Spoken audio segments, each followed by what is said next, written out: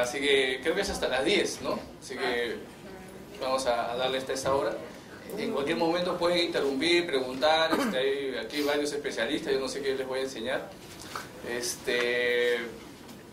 Pero bueno, me pidieron que hablara desde la perspectiva peruana todos los temas de reestructuración.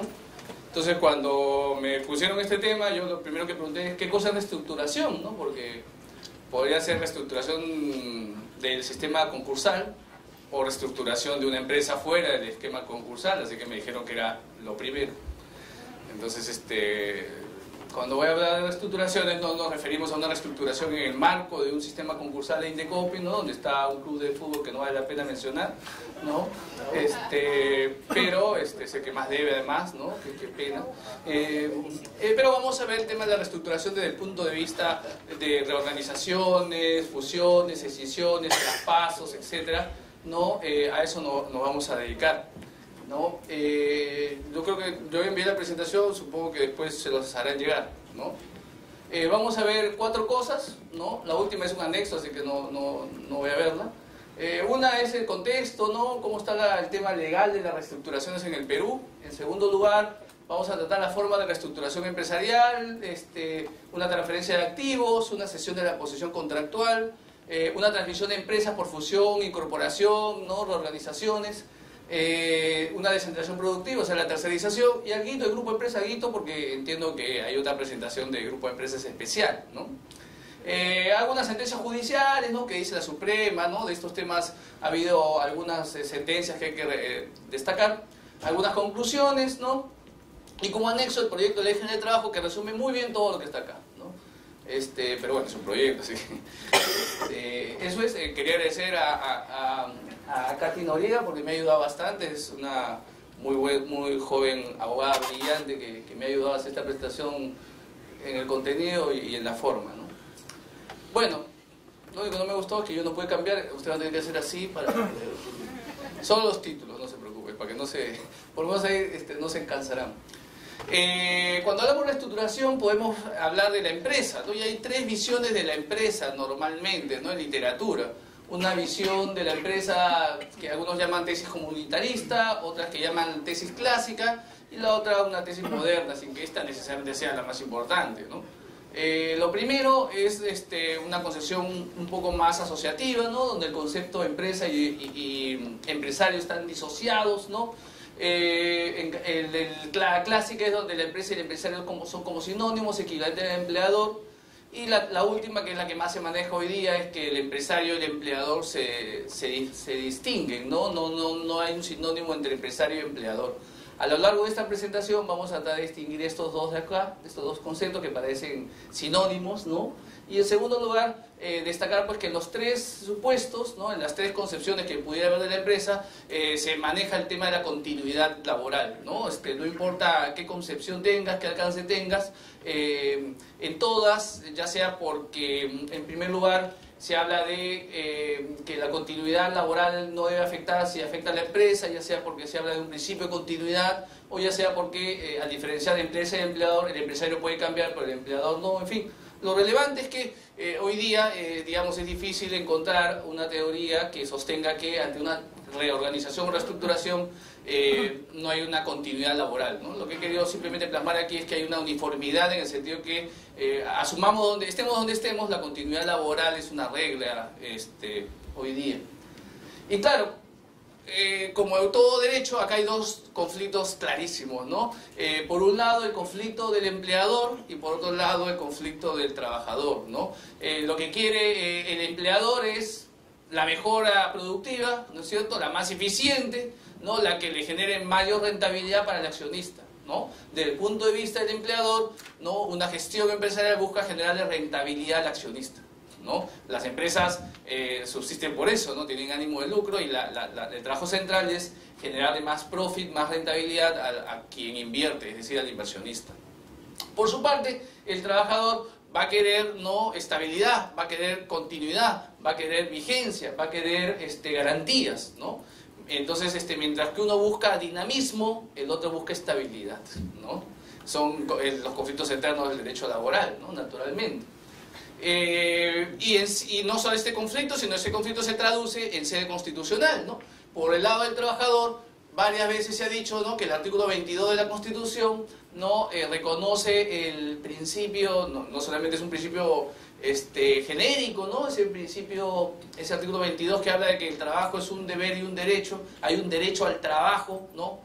Es bien interesante cómo ese artículo, ¿no?, habría que hacer una tesis, un trabajo bien bonito, ¿no?, de cómo el concepto de derecho al trabajo en 10 años ha evolucionado, ¿no? Antes, yo recordaba cuando estudiaba, bueno, ese era 20 años más, no, ya no sé, pero bueno, cuando se hablaba de 22 era como algo genérico, etéreo, ¿no? El trabajo, el objeto de protección, no, es el trabajo es un deber y un derecho, no más de preceptiva aplazada, genérica, ¿no? Pero hoy día el Tribunal Constitucional sobre todo le ha dado un contenido bien interesante a ese 22, ¿no? Gracias a ese 22 se habla de reposición en el Perú en el 2002, ¿no? Recuerden que la sentencia del Tribunal Constitucional, ¿no?, que generó toda una polémica sobre la estabilidad laboral y hasta ahora sigue, ¿no?, vigente, se basa en el artículo 22 de la Constitución, en el derecho al trabajo. En el Estado, ¿no?, se ha hablado de concursos, me pusieron requisitos y yo no pude postular, ¿no? Entonces, no, derecho a la promoción, derecho a ser evaluado, ¿no? Y ha admitido el Tribunal Constitucional amparos sobre ese 22, ¿no?, diciendo que el 22 no solamente protege el acceso, el mantenimiento, sino también el desarrollo. Entonces ese artículo 22 también ha sido, sobre todo en el Estado, para hablar de derecho a la promoción, derecho a ser evaluado, derecho a postular, ¿no?, en concursos públicos, ¿no? Y por otro lado, bueno, está el 27 y lo complementa, pero por otro lado está el 59 de la Constitución, ¿no?, que habla de libertad de empresa, que es el que, sobre el cual, ¿no es cierto?, una empresa puede organizarse, liquidarse, reorganizarse, reestructurarse, tercerizar, etc., ¿no? Entonces, la libertad de empresa versus el 22 es el típico conflicto de derechos constitucionales, ¿no? Entonces lo que vamos a ver aquí, sobre todo a través de los casos que voy a presentar, son casos finalmente donde se pondera qué es lo más relevante, ¿no? ¿Qué pesa? ¿El derecho del empresario a introducir cambios o pesa el derecho del trabajador a la estabilidad, a la garantía, a la continuidad, ¿no? Entonces ahí es lo que el Tribunal Constitucional ha llamado, ¿no?, y siguiendo la doctrina moderna constitucional, la ponderación de derechos, ¿no? Aquí, ¿qué derecho se aplica? ¿El derecho del empresario o el derecho del trabajador o sindicatos, ¿no?, en cada caso concreto? Entonces, en el Perú, ¿qué hay? Casi no hay nada sobre continuidad, reestructuraciones, ¿no? Hay una ley del año 16, la ley 4916, el reglamento de la ley 4916, ¿no?, muchos lo recordarán, ¿no?, que hablaba de en caso de venta, traspaso, fusión de negocios se conservan sus derechos, ¿no?, que hablaba de liberación de pago de responsabilidades, si hay acuerdo, ¿no? Entonces, o una norma que hablaba de que para efectos de jubilación se consideran los años anteriores, ¿no?, en caso de fusión, venta, ¿no? Pero en el año 95, ¿no?, se derogaron todas estas normas, ¿no? Normas antiguas, es cierto, pero que finalmente reconocían expresamente la continuidad, ¿no? Entonces hoy día tenemos no hay una norma genérica que hable de reestructuraciones, no hay una norma genérica que hable de qué hacer en caso de transmisión de empresas, ¿no? Solo tenemos dos concretas, ¿no? Aquí faltó una más de utilidades, pero que es más residual, ¿no? En temas de relaciones colectivas de trabajo, ¿no?, cuando la ley de relaciones colectivas de trabajo señala que, ¿no?, que el convenio colectivo continúa vigente en caso de venta, traspaso, fusión o cambio de giro de negocio, ¿no? Pero más interesante es una ley, ¿no? No sé si ustedes lo revisaron, pero hay una ley, ¿no?, que es sobre las cuotas de pesca. Y por ahí esa norma dice, interesante, ¿no?, se considera como año trabajado, los años transcurridos, ¿no?, sumándose todos los años para las empresas vinculadas, ¿no?, del empleador producto de proceso de fusión, escisión, reorganización simple o cualquier tipo de reorganización o traspaso, ¿no? Inclusive si se elabora para la misma embarcación y cambia de dueño la embarcación, ¿no?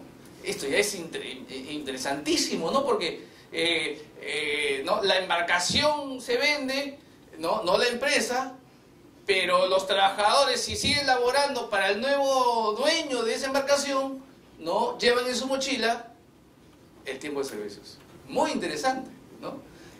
Porque aquí en estricto, en este último punto, no hay una transmisión de empresa, lo vamos a ver, ¿no? Aquí simplemente hay una venta de un activo, ¿no? Pero que en pesca es muy vital, ¿no?, que es la embarcación, ¿no? Normalmente no es que los pescadores van de embarcación en embarcación, sino, ¿no?, hay un vínculo muy fuerte con cada embarcación. Pero salvo estas dos y una norma de utilidades, no hay normas laborales que podamos encontrar para todos los casos que vamos a ver, ¿no? Entonces, hay mucha doctrina, ¿no? Hay jurisprudencia, ¿no? Pero hay literatura sobre todo en derecho mercantil, pero laboral casi no hay nada, ¿no? Entonces vamos a hablar de eso, ¿no? Entonces, vamos a ver ahora, y este es el núcleo ya, ¿no? Ahí ya, por favor, hablen un poco para yo hablar menos, ¿no? La forma de reestructuración, ¿no? Cuando hablamos de transmisión de empresa, ¿no? Cuando hay transmisión de empresa y cuando hay una venta de activos, cuando se transmite la deuda, cuando el trabajador tiene derecho de resistencia, etc. Entonces, lo primero es la transferencia de activos, ¿no? Una venta de activos, ¿no? O sea, yo vendo una fábrica, pero no las acciones. Yo vendo una embarcación pesquera, pero no los pescadores ni tampoco el negocio, ¿no? Una venta de activos. Allí, obviamente aquí no hay en rigor una transmisión de empresa, ¿no? Porque la empresa sigue siendo la misma, solo que se desprende de un bien, ¿no? Pero para eso, cuando se trata solamente de transferencia de activos, el principio que sale a la luz es el de persecutoriedad, ¿no? Muy vinculado al derecho laboral, ¿no? Entonces, la norma laboral, y aquí sí hay un tema bien interesante, ¿no? Señala pues que la persecutoriedad actúa sobre todo en dos supuestos, ¿no? Uno, en lo que se llama el periodo de sospecha, ¿no? Que es 6 meses. O sea, ¿no? Si es que en la venta del activo y la quiebra de la empresa hay menos de 6 meses, el trabajador puede pedir al adquirente de ese bien, ¿no? Que se ejecute ese bien y que con esos bienes se pague los beneficios sociales, ¿no? Entonces, si el crédito persigue al bien cedido a un tercero, ¿no? Inclusive adquirente de buena fe, si ocurre dentro de los 6 meses, ¿no? Eso es odiado mucho por los civilistas, ¿no? Porque claro, es un adquirente de buena fe, fue a registros, todo está perfecto, compró el bien, perfecto, y al 5.º mes le viene una orden judicial para que inamovilice el bien, una cautelar, y que si el empresario que le vendió ese bien no paga a los trabajadores, ese bien será una garantía y se ejecutará para pagar a los trabajadores, ¿no? Y la otra es cuando dice la norma, ¿no? Hay una suerte de fraude o simulación, ¿no? Y esto comprende también a las deudas previsionales, ¿no? De AFP y ONP, que estamos hoy día discutiendo, ¿no? Sobre las AFP y ONP. Hasta aquí todo parecería bien, ¿no? Entonces la norma, ¿no? Si hay simulación o fraude, persecutoriedad. Simulación o fraude, ¿no? Vendo a un testaferro, ¿no? ¿Para qué? Y luego hago quebrar a la empresa. Y me gano con el bien, ¿no? Y no le pagué a los trabajadores, ¿no? Entonces le vendo a un primo o una amiga, ¿no? Entonces al final todo revierte en mí, ¿no? Entonces cuando hay una simulación o fraude, ¿no? Se anula la venta, como es obvio, ¿no? O si no hay simulación o fraude, este periodo de sospecha es 6 meses. Hasta aquí parece razonable, ¿no? Parece razonable, aunque reitero que muchos cuestionan esta parte de los 6 meses de periodo de sospecha, ¿no? Que es parecido a Indecopi, ¿no? ¿Y qué ha pasado con la jurisprudencia, ¿no? Voy a comentar sobre todo estas últimas de las dos de acá, ¿no? Esta última sobre todo, ¿no? El adquirente de los activos no es deudor de los créditos laborales. Pero, efectivamente, ¿no? Si yo adquiero un bien, yo no soy el deudor, ¿no? Pero eres una suerte de solidario, en tanto que si no paga el empleador, ¿no? Tu adquirente de buena fe, tienes que pagar. Hasta ahí coincide. Pero ¿qué ha pasado luego, ¿no? En una casación de la Suprema, ¿no? Verificada luego, también por otra sentencia, ¿no? Ha dicho que los jueces no verifican si efectivamente se configura una simulación o fraude. Es un caso donde no hay simulación o fraude y ya haya pasado el periodo de sospecha 6 meses. Y la Suprema declara inconstitucional la ley peruana, la 856, que dice que 6 meses o simulación o fraude sin plazos. Entonces la Suprema dice que no, ¿por qué 6 meses? No debe haber plazos. E inaplica por inconstitucional el 856, y para una empresa que había transferido el bien, creo que más de un año ya, ¿no? Le dice que el bien, ¿no? Está contaminado o está con la carga laboral. Entonces es un caso de pasar los 6 meses, luego de los 6 meses no hay simulación o fraude, pero la Suprema dice que igual el bien es garantía de la deuda laboral del anterior propietario, ¿no? Alucinante, ¿no? Dentro de esa línea inclusive has llegado a extremos de que empresas que han adquirido esos activos producto de remates en Indecopi, inclusive de remates judiciales, la persecutoriedad nos ha llegado. O sea, no compran el bien libre, como establece el Código de Procesal Civil, las normas. Es el extremo total. Respaldado por sentencia del superior. Sí, efectivamente, ¿no? Y además, a veces ha habido casos donde en el remate se presenta la deuda laboral, ¿no? En el día del remate, señor, acá está, somos trabajadores, no puede cobrar el acreedor, ¿no? Primero yo. Entonces aquí es, ¿cuál es la seguridad jurídica? ¿Cuál es el plazo? No hay plazo. O sea, en teoría, un bien que se vendió hace 10 años, de buena fe, ¿no? A un propietario adquirente, que no hay simulación, no hay fraude, tu empleador luego de 10 años no te paga, y tú dices, persecutoriedad. A ver, es impresionante, creo yo. No hay seguridad jurídica. Entonces, el razonamiento de la Suprema es que para la tutela de derechos laborales no debe haber plazos. Eso es. Pero claro, y por otro lado está la seguridad jurídica, ¿no? Por otro lado está la libertad de contratar. Porque cuando tú compras un bien estás ejerciendo tu libertad constitucional de contratación, ¿no? Entonces yo creo que este tema debe revisarse, ¿no? Porque la persecutoriedad debe tener un límite, ¿no? Cuando hay simulación o fraude estamos de acuerdo que no debe haber límite. Puede pasar 10 años y si hubo fraude, no hay plazos. Pero cuando no hay simulación, ¿cuál es la garantía, no? Inclusive para casos de procesos concursales, ¿no?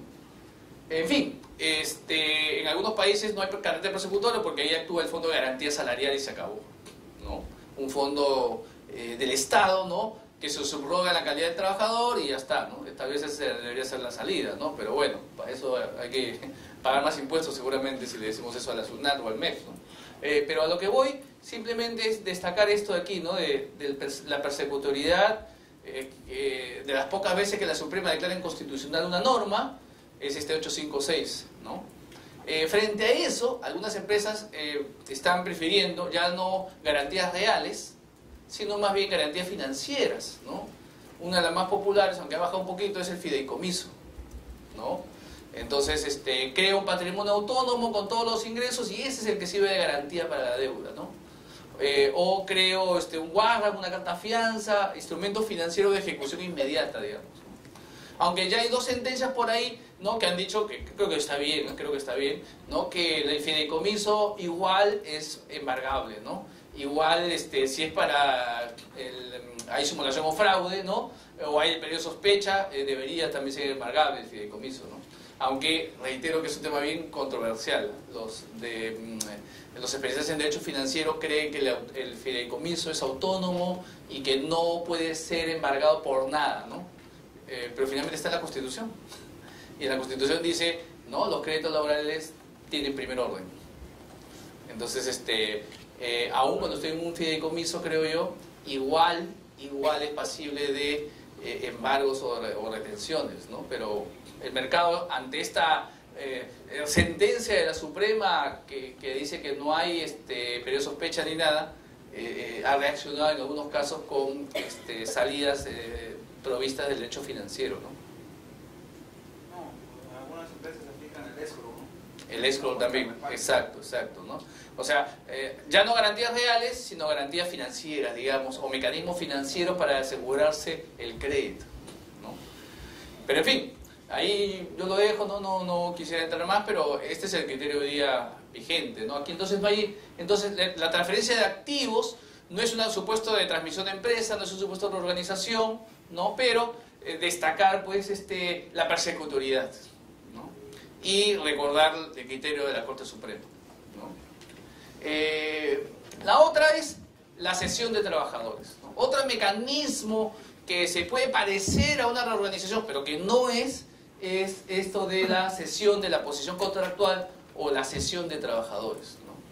Claro, suena aberrante, ¿no? ¿Cómo vas a ceder trabajadores, ¿no? Pero obviamente requiere acuerdo del trabajador. Son los acuerdos tripartitos de traspaso, ¿no? El empleador actual con un nuevo empleador, ¿no?, suscribe con el trabajador un convenio tripartito, un convenio trilateral por la cual el trabajador acepta pasar de una empresa a otra, ¿no?, normalmente sin liquidación de beneficios sociales. Digo normalmente porque en el mercado se ve también casos donde hay liquidación de beneficios sociales, ¿no? Por supuesto, en caso de una liquidación de beneficios sociales es un tema formal, ¿no? No mata la antigüedad, ¿no? Por más que le liquides, ¿no es cierto?, igual el tiempo de servicio sigue corriendo, porque hay un principio laboral de continuidad, ¿no?, que está en el artículo 22 de la Constitución, como ha dicho el TC, ¿no? Derecho al trabajo, principio de continuidad, artículo 22 de la Constitución, ¿no? Entonces, cuando hay una cesión de trabajadores, ¿no?, un convenio trilateral, normalmente se trata de grupo de empresas vinculadas, de empresas relacionadas, ¿no? No se trata de empresas desconocidas, ¿no? Normalmente esta operación esconde, digamos, un grupo de empresas, ¿no? Vamos a hablar luego del grupo de empresas, ¿no? Pero como regla, ¿no?, se debería mantener invariable y no debería haber liquidación siquiera de beneficios sociales, ¿no? Pero algunas empresas liquidan beneficios sociales, ¿no? En la práctica sí hay un problema, que los bancos, ¿no?, esto es absolutamente práctico, nada jurídico, los bancos, cuando cambias de empresa y quieres depositar la CTS, te piden una cuenta de CTS nueva. Entonces, en la práctica, para la CTS hay una extinción por el mercado, ¿no? O sea, el sistema financiero no te acepta traspasar la cuenta de CTS de una empresa a otra, salvo que haya una fusión, una escisión, ¿no? Pero un traspaso, ¿no? Entonces, en la práctica hay una liquidación de la CTS, en la práctica, por la forma como lamentablemente el sistema financiero, no sé si el sistema financiero o la CTS, pero lo cierto es que en la práctica ocurre ese temilla, ¿no?, de la CTS, así un problema bien pragmático, ¿no? También puede haber préstamos personales, ¿no?, que en el Estado equivaldría a un destaque temporal, ¿no?, donde yo te presto trabajadores por 6 meses. Entonces se suspende la relación laboral en una y se empieza otra temporal, ¿no? De tal manera que el trabajador en rigor tiene 2 vínculos laborales, uno suspendido y el otro temporal, ¿no? De tal manera que cuando acaba el temporal, pues retorna al trabajo, ¿no?, originario, ¿no? Una suspensión perfecta y un trabajo. Eso también por ahí a veces en el mercado se ve, ¿no? No es tan usual, ¿no? Esto no es un traspaso tampoco de trabajadores, no es una reorganización, ¿no? Aquí hay una innovación subjetiva del trabajador, nada más, ¿no? Aquí no hay un traspaso de negocio, no hay una transmisión de empresa, ¿no? Pero es una forma de reorganización también. Algunas empresas también se ha visto casos de cesión cuando hay temas de tercerización. Pasas de un contratista 1 a un contratista 2. No son grupos de empresas, ¿no?, sino que tú ganas una licitación, eres un contratista, ganas una licitación y te cuentas con trabajadores que tienen el conocimiento del trabajo. Entonces, ¿qué hace con esos trabajadores que son del anterior contratista? Normalmente un buen grupo es contratado, ¿no? Y en algunos casos se ha visto cesiones de trabajadores entre las dos empresas, ¿no? No es tan usual, ¿no? Y por último, también es posible, ¿no?, una transmisión de trabajadores por esta vía entre la principal y una tercerizadora, ¿no? Por ejemplo, yo soy una empresa y tengo mi equipo informático en la empresa, en mi planilla, pero decido luego tercerizar toda mi área de informática con una empresa especializada mundial. Los trabajadores hasta están felices porque es una empresa de software mundial reconocida, es un upgrade, es crecimiento para ellos. Pero no, las partes optan por no liquidar, ¿no? Entonces, en ese caso, ¿no?, también se ha visto casos de un convenio de traspaso entre la empresa principal y la empresa contratista, la tercerizadora, para que el trabajador pase de la principal a la tercerizadora, ¿no? Excepcionalmente feliz, ¿no? Normalmente es triste pasar a la tercerizadora, ¿no? Pero en estos casos raros donde se terceriza la especialidad en favor de un tercero especializado, pues puede ser hasta un tema de desarrollo para el trabajador. Y aquí lo que ha pasado a veces es que se suscriben convenios bien interesantes de asunción de responsabilidades, ¿no? Por ejemplo, ¿qué pasa si a los 2 días lo despiden al trabajador? ¿Quién asume la indemnización? ¿No? El nuevo empleador, se supone, al 100%. Pero yo, nuevo empleador, digo, oiga, pero este es un acuerdo trilateral, ¿yo por qué voy a asumir el 100% de la indemnización? Y a veces se hacen pactos por los cuales la indemnización se asume por ambas partes en función al tiempo de servicios. Pero si no hay ese pacto, obviamente lo asume el último empleador, el que recibe al trabajador. No sé si aquí está alguna duda, ¿está claro? ¿Sí? Hoy sí es una sesión de posición contractual, una intermediación informal. De una tercerización, intermediación o tercerización. Informal, ¿no? Bueno, ¿cómo informal? O sea, ¿verbal? O... Es intermediación, simplemente que no tienen las garantías, no tienen las cláusulas que establecen la ley. O sea, ¿cómo puedes suspender un contrato y decir que hay otro que está vigente? ¿Y hay qué? Y hay otro que está vigente, ¿sí? A ver, yo pacto con mi empleador no trabajar durante 6 meses. Pero son 2 relaciones paralelas. Ah, sí, sí, 2 relaciones laborales, pero una suspendida y una... Pues no existe posición contractual. No, esta no era una sesión de posición contractual, Okay. no, sino que, en fin, dentro de mi desorden, tienes razón, ¿no? Explicaba estas cosas raras que hay a veces de no sesión completa, sino una sesión temporal, ¿no? Está bien. Entonces ahora, ¿cuándo hay una transmisión de empresas, no? Entonces, podría ser cuando se sustituye al titular de una unidad productiva, ¿no? Transfiriéndose todos los bienes, ¿no? Entonces hay 2 cosas acá, un elemento subjetivo que es las empresas involucradas, ¿no? O el trabajador involucrado, y la otra es que hay un negocio que se transmite, ¿no? O sea, por ejemplo, una empresa decide escindir toda su área operativa, ya no quiero nada saber de operación, yo solo soy comercialización, y le escinde a favor de otra empresa que se dedica a temas de operación, ¿no? Entonces ahí hay las 2 partes, ¿no?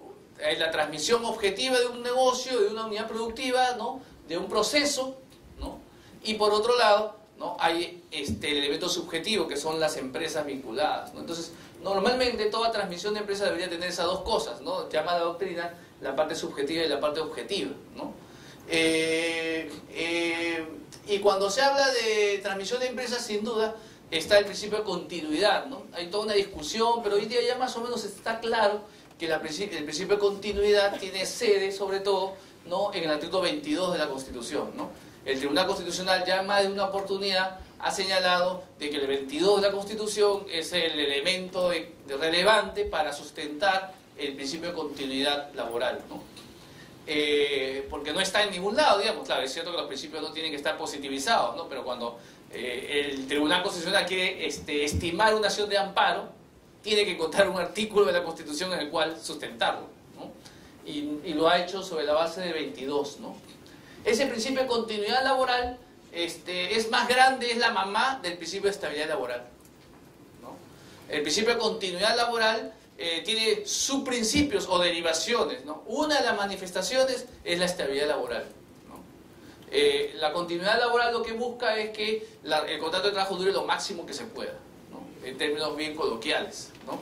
El principio de continuidad laboral no busca que no importa cualquier decisión de reorganización de la empresa, está la continuidad laboral, ¿no? Se supone que el contrapeso a la transmisión de empresas, al derecho constitucional del empresario de efectuar reorganizaciones y transmisiones, está el principio de continuidad, ¿no?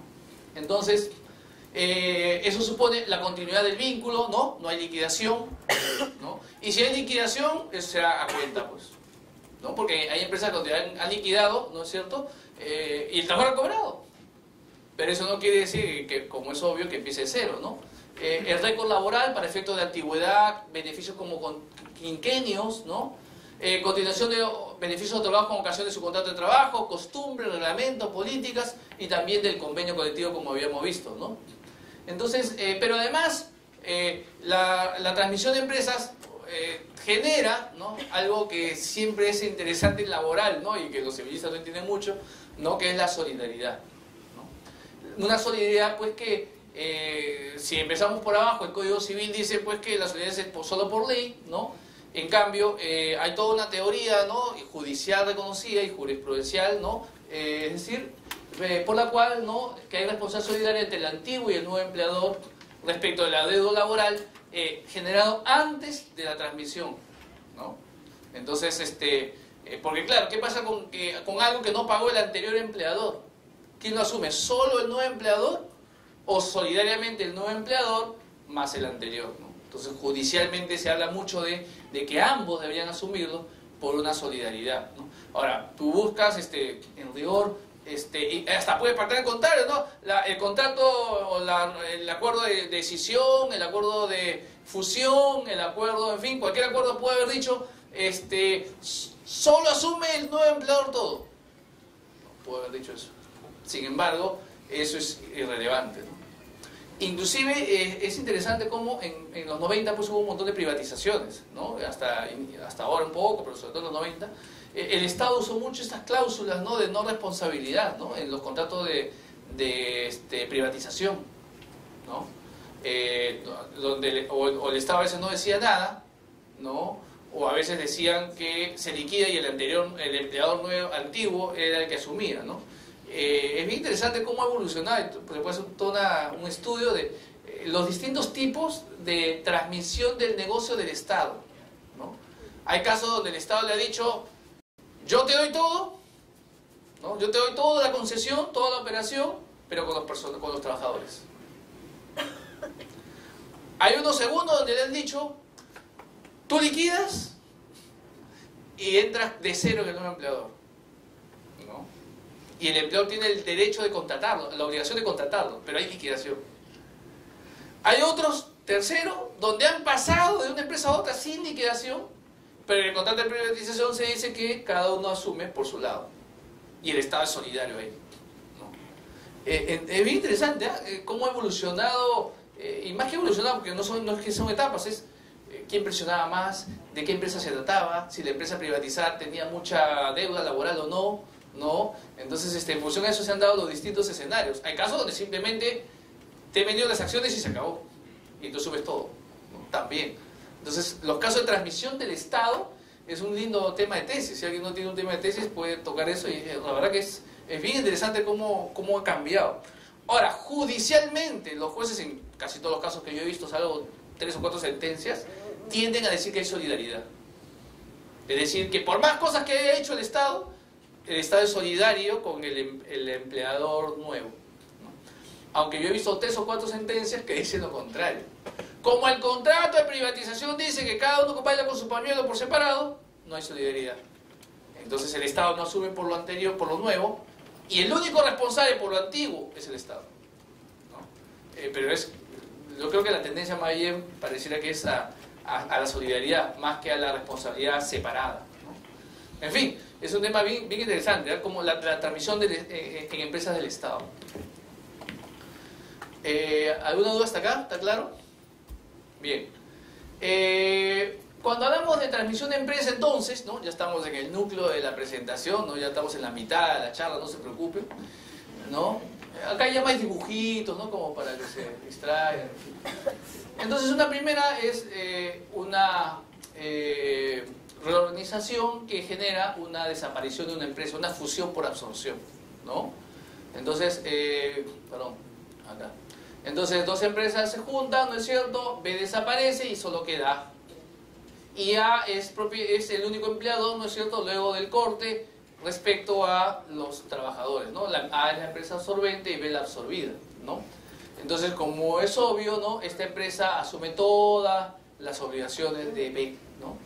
Esta empresa, ya vamos a ver qué pasa con los beneficios laborales, etcétera, ¿no? Pero por ahora es una modalidad muy simple de fusión por absorción. La otra es la fusión por incorporación, ¿no?, que es crear una nueva empresa, ¿no? 2 empresas se juntan y forman C.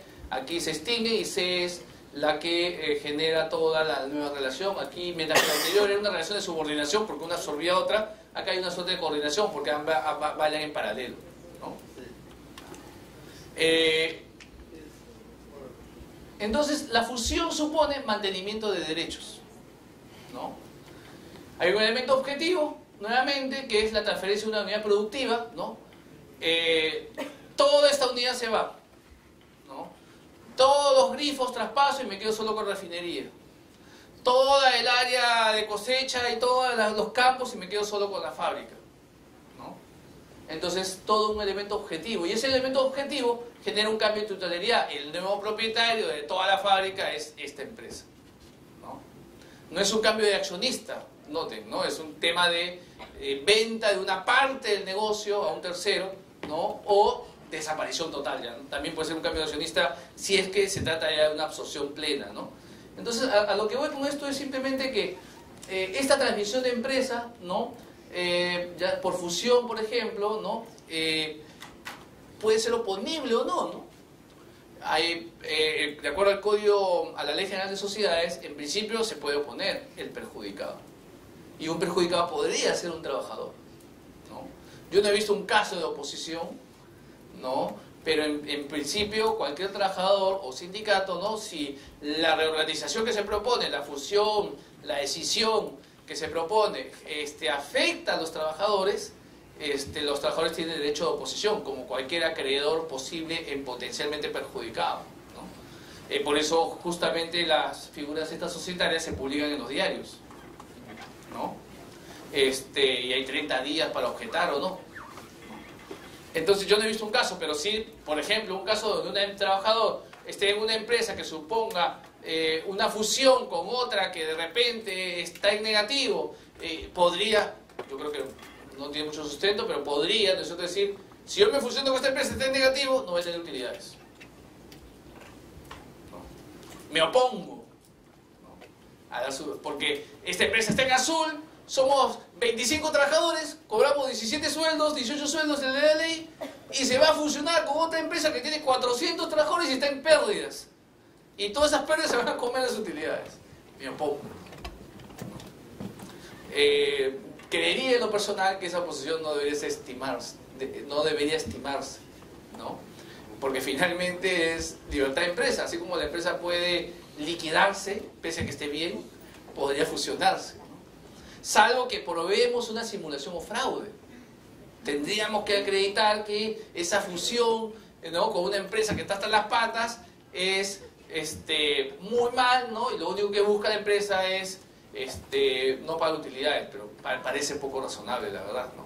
Porque al no haber utilidades tampoco hay dividendos para los accionistas, ¿no? Recordemos que primero cobran los trabajadores, luego la SUNAT y luego los trabajadores, los accionistas, los dividendos, ¿no? Entonces, en fin, pero hay este derecho de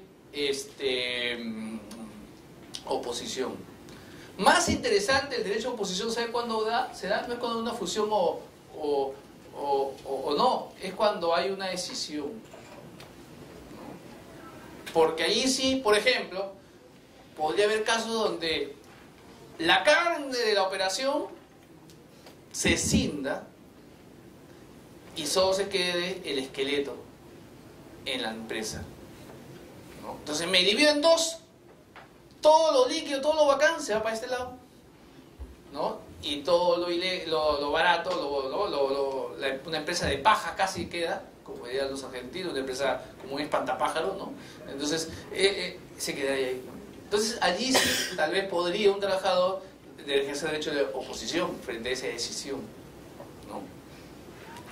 Pero si no se presenta ese tipo de casos, los trabajadores no podrían oponerse, tienen que ir con el negocio, ¿no? No me gusta esta empresa, no. Yo en la otra empresa están mis afiliados. Puede haber casos hasta de afectación a la constitución sindical misma, ¿no? Porque puede ser que un núcleo sindical esté aquí y el otro núcleo acá.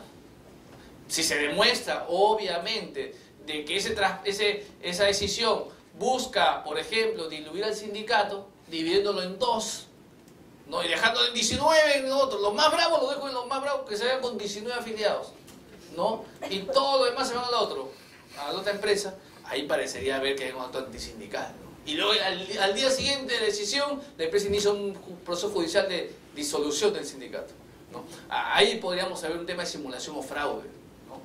En los supuestos de desprendimiento del negocio más que de unión, ¿no? Esto es la decisión, ¿no?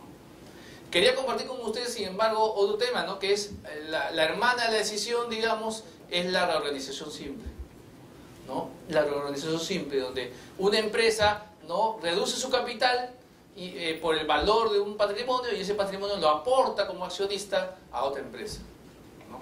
Es casi lo mismo que decisión, la verdad, ¿no? Pero tiene una desventaja laboral relevante, que la reorganización simple no es pública. Es decir, no se publica con anticipación. Mientras que la decisión se publica, ¿no? Y hay 30 días, en fin, ¿no?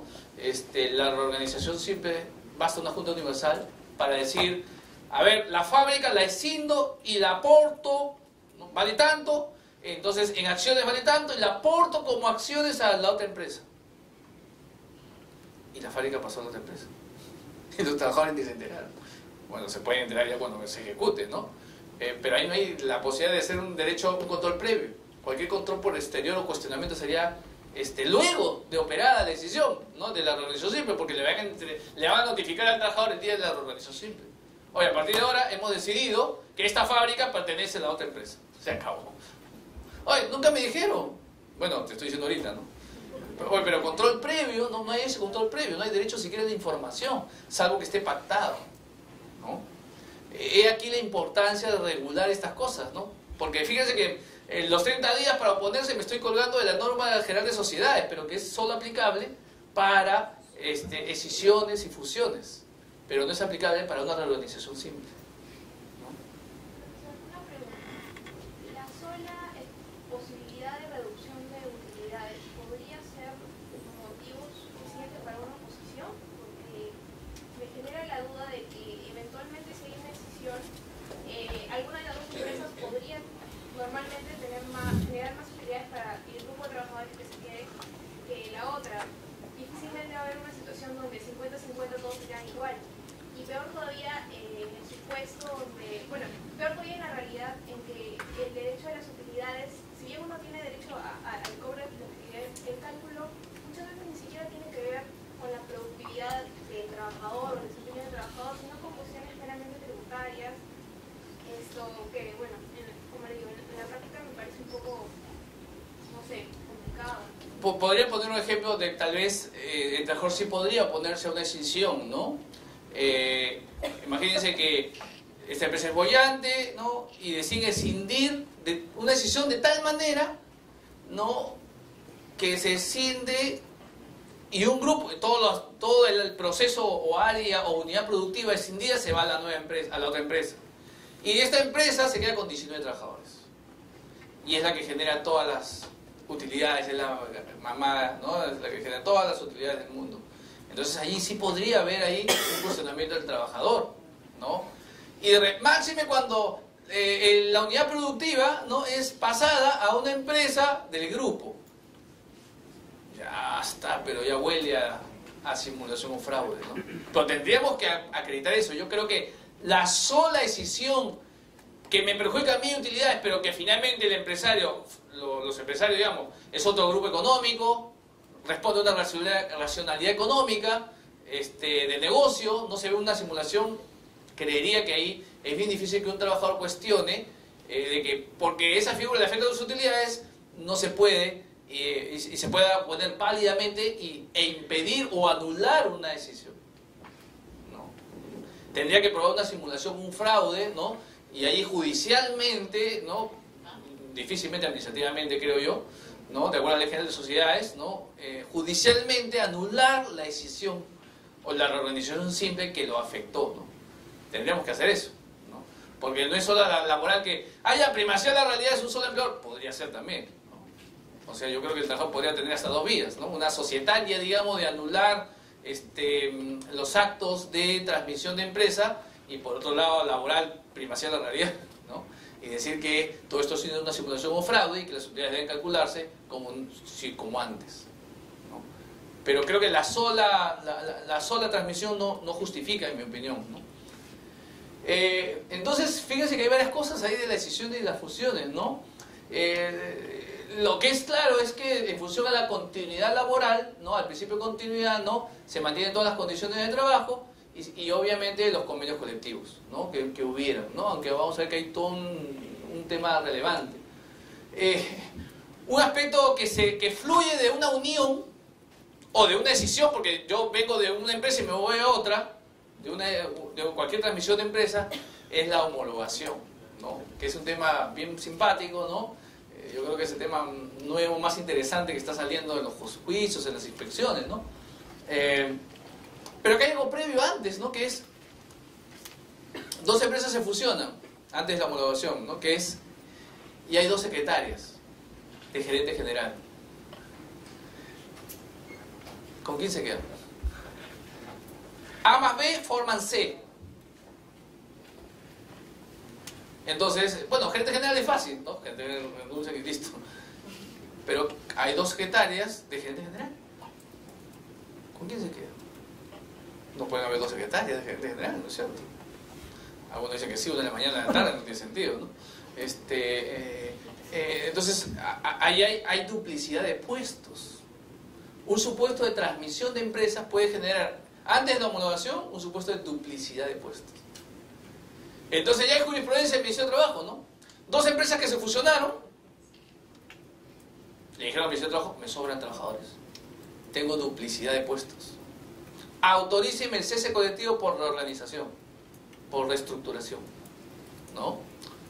Y el Ministerio de Trabajo dijo, emblemático caso, dijo, si la empresa está en azul, no cabe reorganización, ¿no? Para el Ministerio de Trabajo, ¿no? La crisis económica es un requisito que... la crisis económica es un requisito sine qua non para un proceso de cese colectivo, ¿no? O sea, si una empresa está en azul, no cabe. Si fruto de la transmisión de empresas, ¿no? Hay duplicidad de puestos, no cabría iniciar un cese colectivo si la empresa está en azul. Si la empresa está en rojo, sí podría iniciar un cese colectivo, ¿no? Nota a pie de página de hace 14 años, creo 15, me hicieron no aprueba ningún cese colectivo, ¿no? Salvo los de ICA, ¿no? Ante el lamentable terremoto de ICA, en ICA se aprobaron, ¿no? Algunos ceses colectivos de empresas que sufrieron el lamentable terremoto. Pero en fin, entonces un primer tema es la duplicidad de puestos luego de la unión. Entonces, como el ministerio no te va a aceptar un cese, porque estás en azul, lo que tendría que hacer la empresa es usar los criterios objetivos más adecuados para ver quién ocupa el puesto principal ante la duplicidad de puestos, ¿no? Es decir, no sé, pues en el caso de las secretarias, la de mayor rendimiento, la que tuvo mejor récord profesional. Algunos dicen, el gerente que se queda lleva a su secretaria, y la otra, bueno, pues tendrá que hacer otra función. Algunos dicen eso porque es un puesto de confianza. Otros dicen que den un examen y la mejor gana, en fin. Pero emplear criterios objetivos para que esa duplicidad de puestos permita una redistribución de trabajadores, ¿no? En fin, luego está la homologación, ¿no? Detectada la duplicidad, ok, ya está, se reubicaron, ya vieron, en fin. Normalmente las empresas ofrecen paquetes de incentivos, ¿no? Y ya, bueno, ya cada uno es libre de tomarlo o no. Está la homologación, ¿no? La igualación. Y aquí es complicado, ¿no? Porque uno ganaba, el técnico 2 ganaba 1000, el otro técnico 2 ganaba 1000, pero acá había 800, aquí había 800, ¿cómo lo homologo, no? Se hacen lo mismo, ¿no? Entonces, el trabajador de la empresa debe recibir 200, el otro reducirlo 200, ¿no? Claro, lo más práctico es subirlo si se acabó, ¿no? O lo reduzco, ¿no? Menos, ¿no? Nadie va a querer reducir su sueldo. Pero subirlo, ¿cuánto es el plazo razonable para adecuarse y unificar sueldos, ¿no? O no es obligatorio, ¿no? Hay una discusión también ahí, ¿no? Otros dicen que no es obligatorio, ¿no? No es obligatorio, pero claro, 20 años ya, ¿no? Y todavía así distinto. ¿Hasta cuándo es sostenible eso, ¿no? Además, cuando una empresa se fusiona, debe obviamente hacer sus estudios y apreciar que esas diferencias salariales, ¿no? Ya hay sentencias judiciales, ¿no? Y administrativas del sistema inspectivo, ¿no? Que están ordenando homologar cuando ¿no? se compró este principio de igual trabajo, igual valor, ¿no? Pero claro, no puede ser al día 1, ¿no? ¿Cuál es el plazo razonable de ir equiparando, ¿no? Yo creo que si una empresa hace esfuerzos razonables para este año homologo un 10%, el otro año 10%, el otro año 10%, y de repente en 10 años ya homologaste, no sé, o 20%, pero debe haber un esfuerzo de homologación, ¿no? Una responsabilidad interna, ¿no? Aquellas empresas que no lo han hecho y siguen haciendo diferencias, lo que está pasando hoy día son juicios e inspecciones, ¿no? Entonces yo creo que esto no está en ninguna norma, obviamente, pero está el principio de continuidad y el principio de igualdad de trato especialmente, ¿no? Entonces, en virtud del artículo 26 de la Constitución, que reconoce la igualdad, una empresa debería entrar en un proceso de igualación, ¿no? No sé cuándo acabará, pero debería tenerla, ¿no? En función al impacto económico, el contexto, los antecedentes, progresividad, ¿no? Si hay convenios colectivos o no, en fin, cada empresa tiene que haberla, tiene que revisarla, ¿no? Y el tema sindical es más complejo todavía. Imagínense que los dos tienen sindicato, ¿no? Entonces, ¿no? Claro, la empresa A es la absorbente, tiene sus convenios, sus costumbres, sus políticas y su ámbito de aplicación. Entonces se aplica al colectivo de la empresa absorbida, ¿no? Estos son los nuevos, esto es lo que vienen acá, ¿no? Entonces estos que vienen acá pierden todo, ¿no? Dejan toda su ropa y se visten ahora con esta empresa, o es la suma, ¿no? Entonces estos que entran acá, ¿no? Pasaron de aquí a acá y deberían entrar al ámbito de esta empresa, ¿no? Entonces, pero mantienen sus derechos de aquí, no es que los pierdan, no es que dejan esto ya, pierdo todo mi bono, mi panetón, y ahora me vengo acá que dan canasta en Navidad, ya no dan panetón, ¿no? Y ya no hay. Entonces aquí lo que se adelanto, ¿no? Lo que debería haber es unas sumas y restas, ¿no? Lo que normalmente se señala allí es que debería, luego de que los convenios colectivos vayan terminando, ¿no? Lo que se hace normalmente ahí las empresas que se preocupan es convenios colectivos de igualación, de homologación, ¿no? Aquellos que no se preocupan lo dejan todo separado. Y claro, luego viene el problema de la homologación, ¿no? Así que prácticamente es un deber de una empresa, ¿no? A través de los convenios colectivos de los sindicatos homologar, ¿no?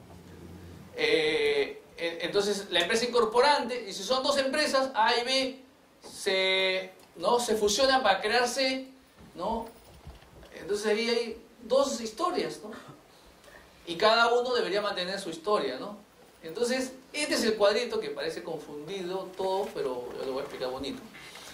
Que creo que podría ayudar a ver cómo hacer para que en la dinámica de relaciones colectivas de empresas con sindicatos manejar un proceso de transmisión de empresas. Entonces, entre la empresa absorbente y la empresa incorporante, ¿no? La empresa que se escinde, ¿no? Entonces, y hay varios supuestos acá, ¿no? Entonces, por ejemplo, ¿no? Sin convenio colectivo de trabajo, no hay convenio colectivo de trabajo ni en la empresa absorbente ni en la empresa absorbida, no hay nada. Ninguno tiene convenio, entonces ahí cada atajo se rige por los derechos según sus contratos. En el convenio colectivo de eficacia limitada, ¿no? Porque puede haber un convenio de eficacia limitada también, ¿no? En una empresa, ¿no? Tanto en la empresa absorbida como en la empresa absorbente puede haber convenio de eficacia limitada. Además es la regla, ¿no? El 90 y pico % de las negociaciones colectivas en Perú son con sindicatos minoritarios, ¿no? Las negociaciones colectivas en el Perú son de eficacia limitada, otra cosa que las empresas extienden a todo el mundo, ¿no? Pero son de eficacia limitada. O sea, los supuestos más comunes que se van a presentar son este cuadrante, ¿no?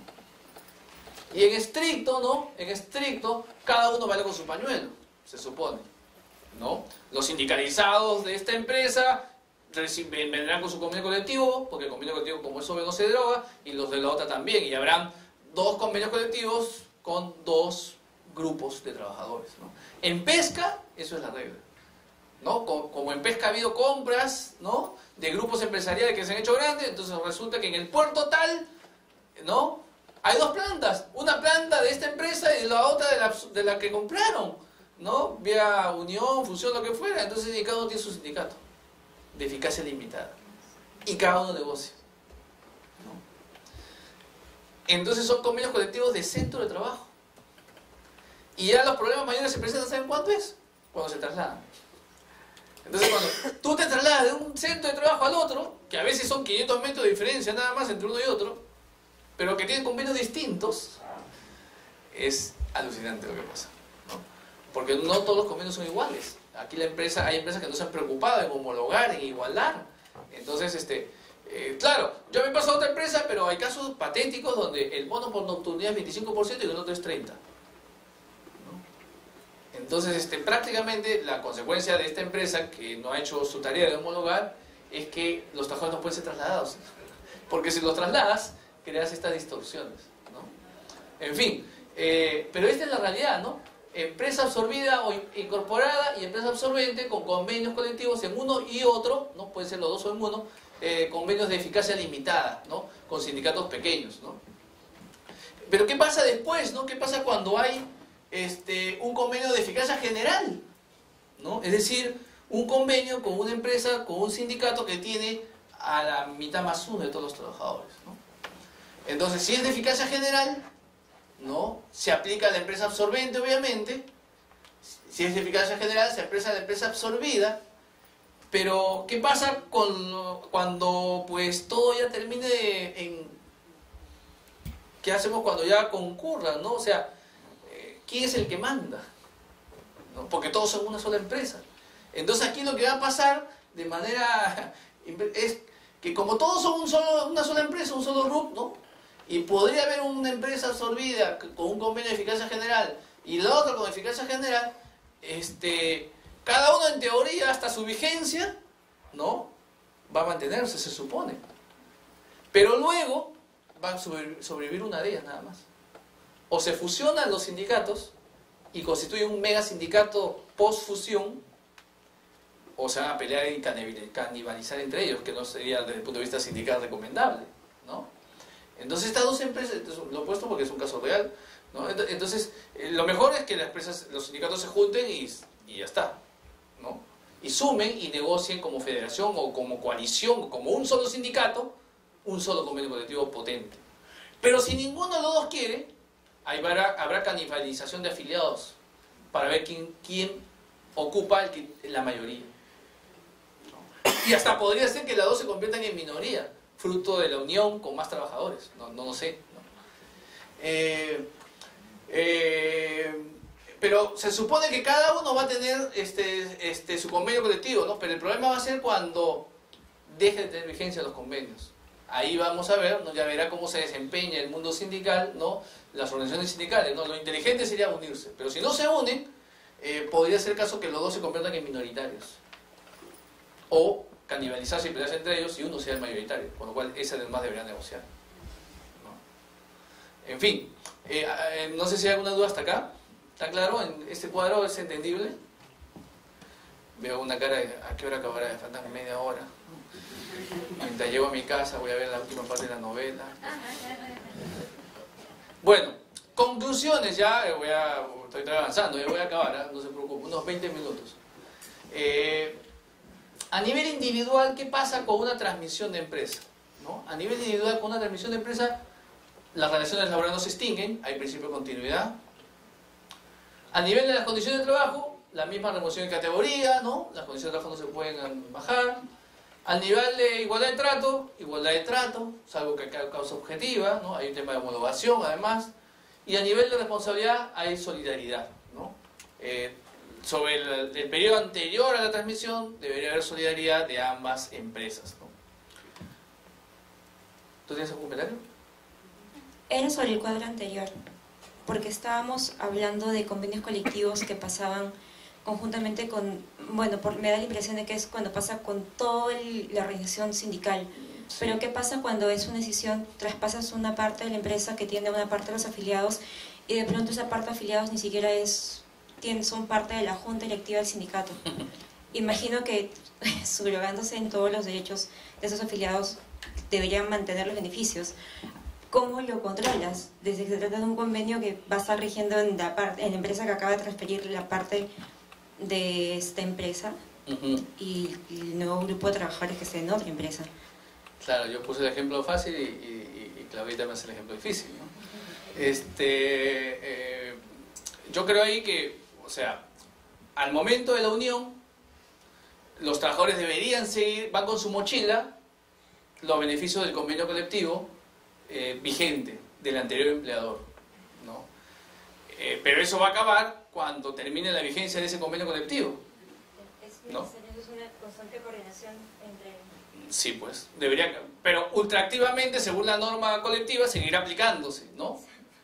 Porque claro, no es que acabó el convenio colectivo de la empresa anterior, o ya te pago el mínimo, no, nada que ver, ¿no? Porque la norma colectiva dice que mientras no se suscribe un convenio nuevo, ¿no? Se sigue aplicando el anterior. Entonces, estás en tu... Luego de la posfusión, ¿no? Vas a tener ahí trabajadores que vienen sin su sindicato, sin sus dirigentes, ponte, ¿no? El ejemplo es más duro todavía, ¿no? Que tú bien propones.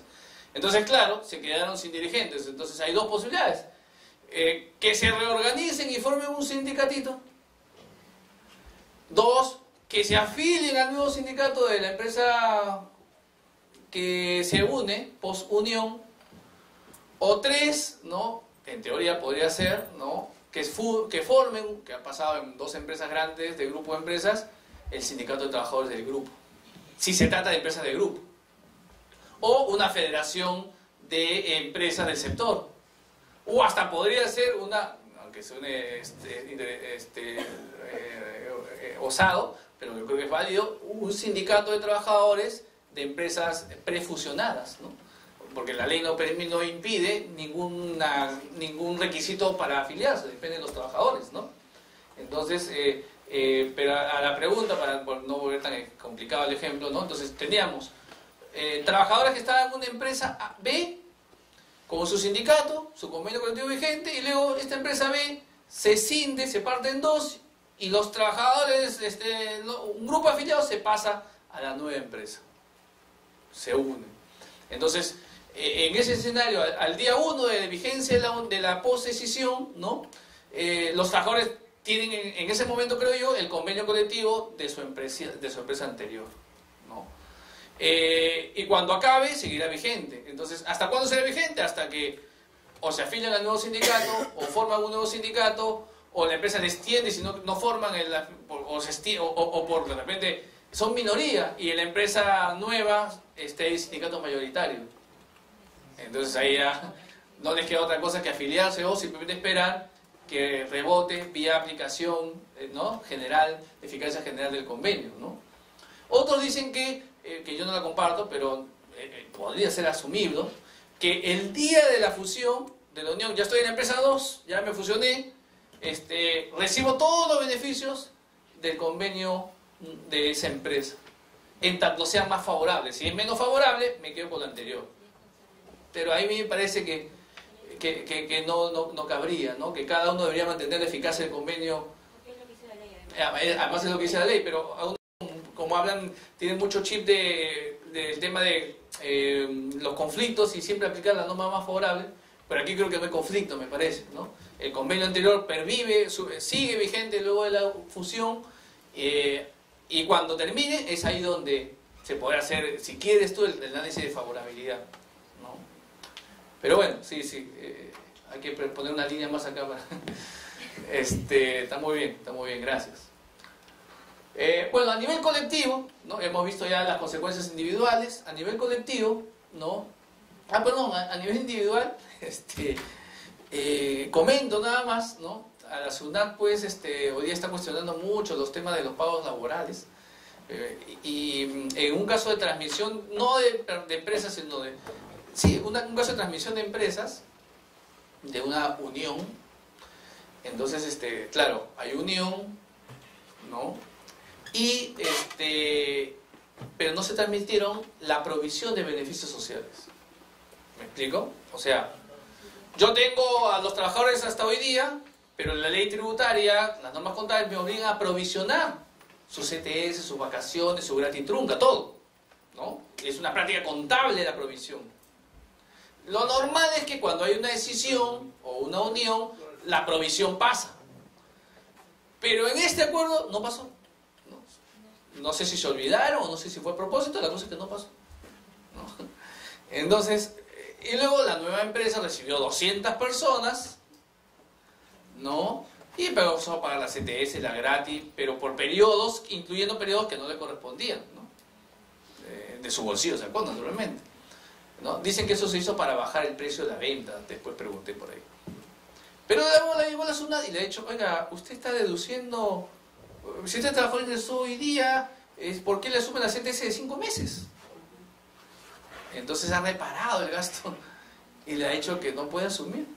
Oye, pero es unión, es función, yo asumo. Sí, pues asumes de aquí para adelante. Asumes por solidaridad lo anterior, pero ¿dónde está la provisión? En fin, hay una discusión, porque hay varios ceros aquí, ¿no? Bien interesante, contable y tributaria, que yo no me meto, ¿no? Soy monotemático, entonces no sé nada de estas cosas, pero sí quería comentar cómo estos temas laborales también tienen a veces connotaciones tributarias, ¿no? Entonces, a nivel individual es más sencillo el tema. A nivel colectivo se mantiene el tema sindical, ¿no? Los contratos de trabajo no se extinguen, la afiliación persiste, ¿no? Salvo que, reitero, pasen solo afiliados y no el sindicato, ¿no? Si pasan solo afiliados, ahí sí los sindicatos o los trabajadores tendrán que reorganizarse, ¿no?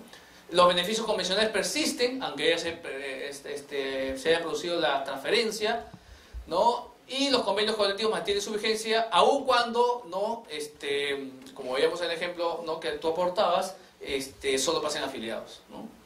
Y finalmente la empresa absorbente deberá pagar los beneficios, ¿no es cierto?, que no haya suscrito, aun cuando no haya suscrito el convenio colectivo, ¿no? Porque todo se transmite, las deudas también, como es obvio, ¿no? Bueno, hay formalidades de que hay que dar altas y bajas en la norma de planilla, yo lo paso nomás, es un tema formal. Entonces, transmisión de activos, no hay un tema de transmisión de empresas, ¿no? Venta de un inmueble, pero hay un tema de persecutoriedad, revisar el criterio del Tribunal Constitucional de la Suprema sobre que no hay periodo de sospecha. Cuando hay cesión de trabajadores tampoco es un supuesto de transmisión de empresas, ¿no? Es un convenio simplemente trilateral donde se cede la posición de empleador, ¿no?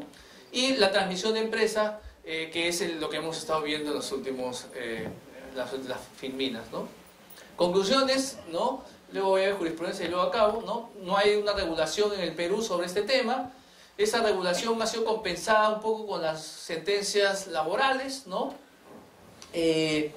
La titularidad de la empresa puede darse mediante cualquier negocio jurídico que permita transmitirlo, ¿no? El cambio de accionariado, no lo hemos dicho, ¿no? Pero no es una transferencia de la titularidad, ¿no? O sea, si una empresa compra el 100% de las acciones, ahí no hay transmisión de empresa. Ahí es un cambio de accionista nada más, ¿no? Eso que a veces se piensa que es transmisión de empresa, no es, ¿no? No lo hemos dicho, pero...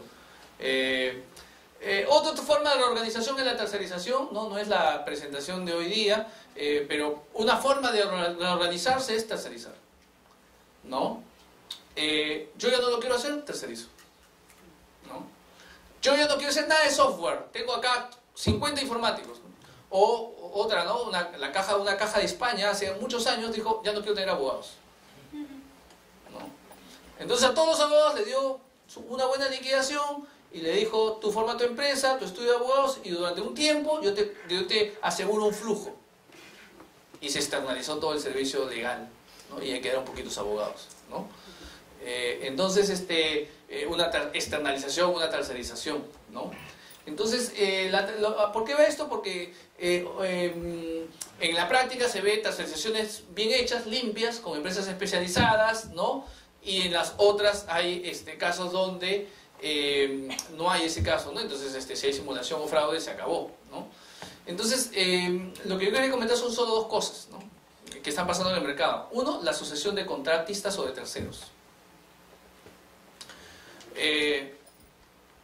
Yo tengo inclusive empresas de vigilancia. Entonces, hace 10 años contraté a la empresa de vigilancia 1.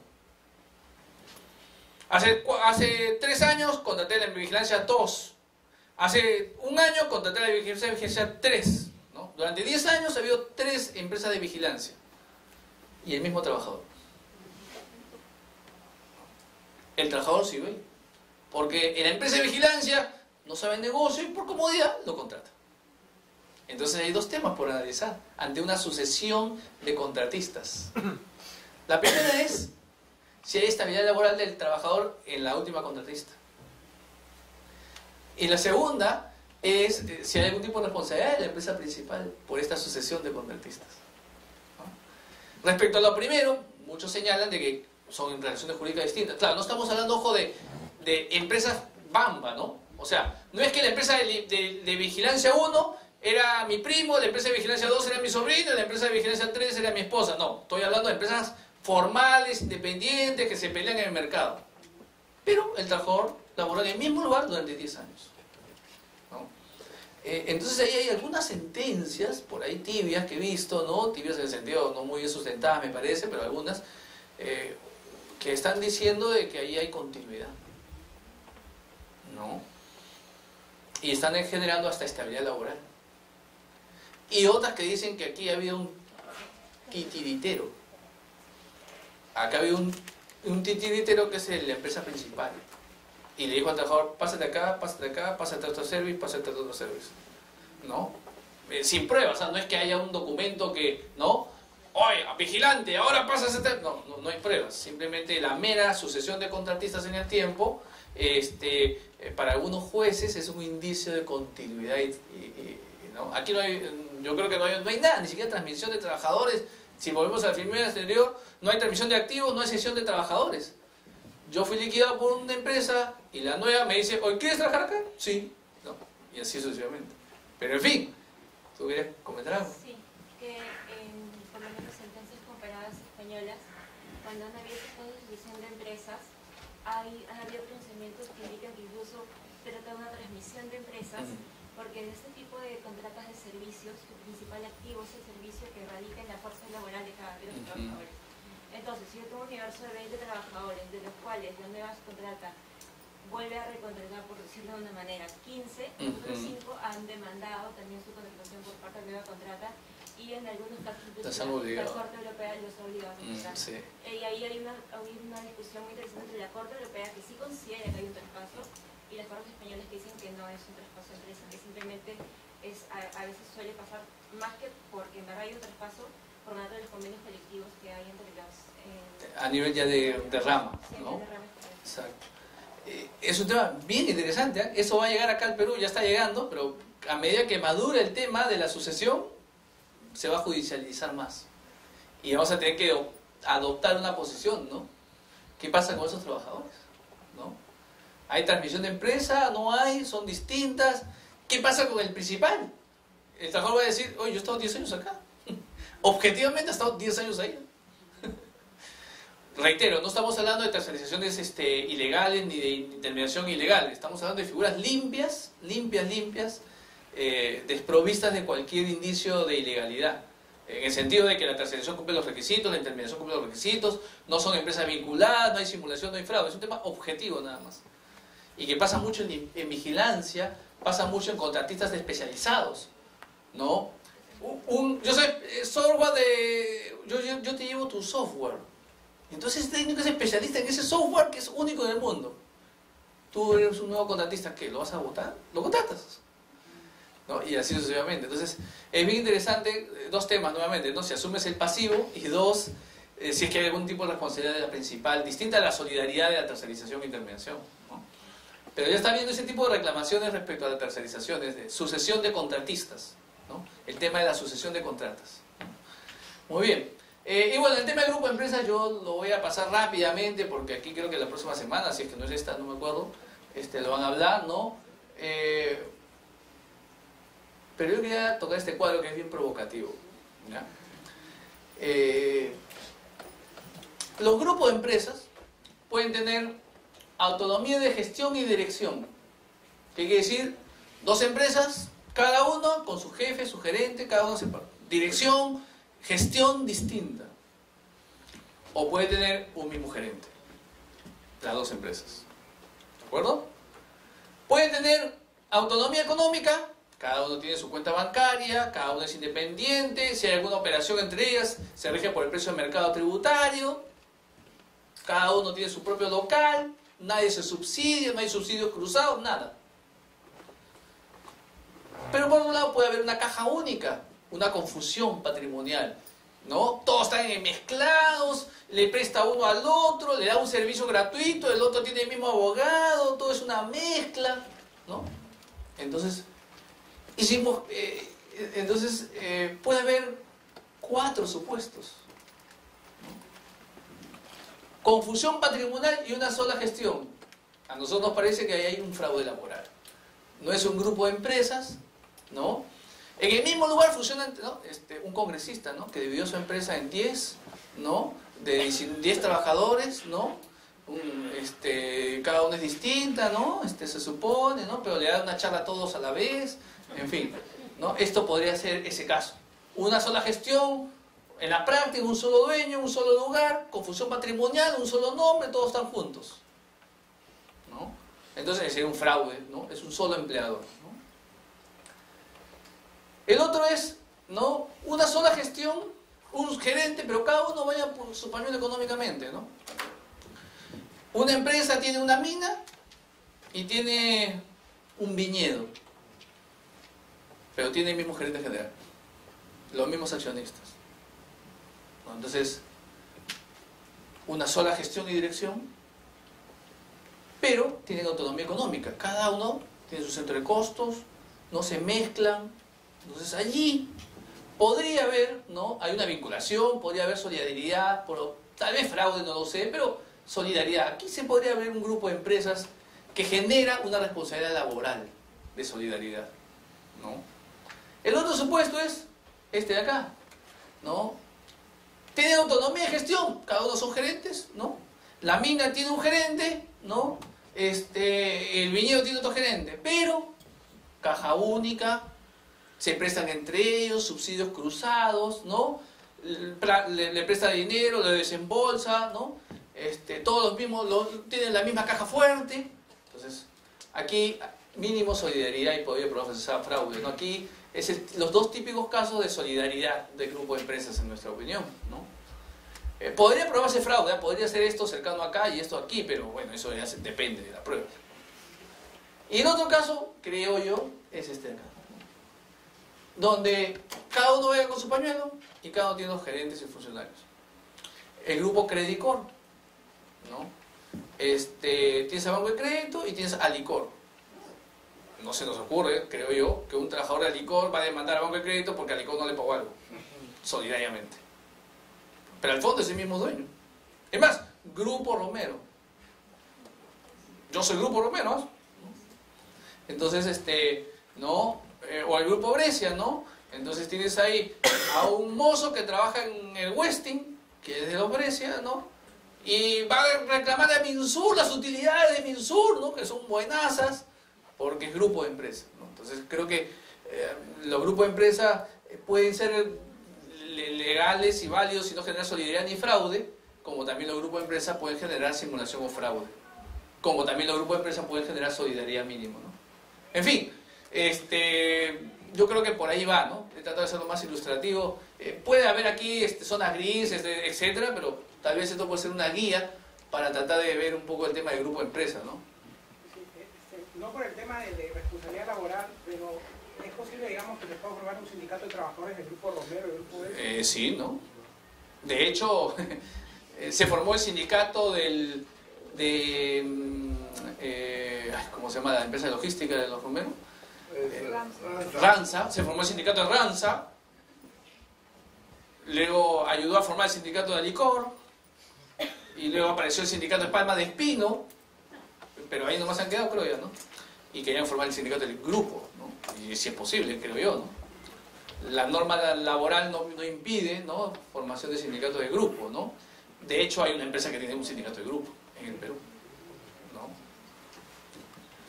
Bueno, pronunciamientos judiciales. Bueno, acá hay pronunciamientos judiciales que hablan de que mantienen todo lo que hemos dicho, ¿no? De que las empresas son independientes y que la transmisión de empresa es válida. Esta es un caso de decisión, ¿no? Este es otro caso más reciente donde habla de los criterios para detectar un grupo fraudulento, ¿no? Un fraude para evitar el pago de beneficios laborales, ¿no? Hay empresas pues que cada 5 años cambian de grupo, ¿no? Cambian de RUC el trabajador para evitar la estabilidad laboral, ¿no? Terriblemente, ¿no? La independencia de cada periodo, todo se suma, contratación sucesiva de la empresa, en fin, ¿no? Un mismo gerente general, control, en fin. Otra que habla de la transmisión de empresas, ¿no? Y conclusiones. La última, Filmina, ahora sí. Ya uno ha sonreído. La primera sonrisa que le he visto a esa persona en la noche. no hay regulación laboral casi, ¿no?, sobre este tema, ¿no? Una regulación escasa, ¿no? Hay que trabajar bastante, ¿no? Y por eso creo que es necesario la Ley General del Trabajo en esta parte, ¿no? ¿Cómo se salva eso? Las lagunas con la jurisprudencia laboral, ¿no? Creo que la jurisprudencia laboral, salvo el tema en mi opinión, de la persecutoriedad, todo ha ido bien, ¿no? Me parece, ¿no? Hay buenos trabajos, además de este tema de reorganización. Hay uno de Claudia Cermeño, yo les invito a leer su tesis, ¿no? Además, una tesis muy compleja de homologación encima en proceso de transmisión. Ya es, en fin, muy, muy bueno. De hecho, yo he usado una parte de tu tesis aquí. Lo que no he compartido es donde he puesto.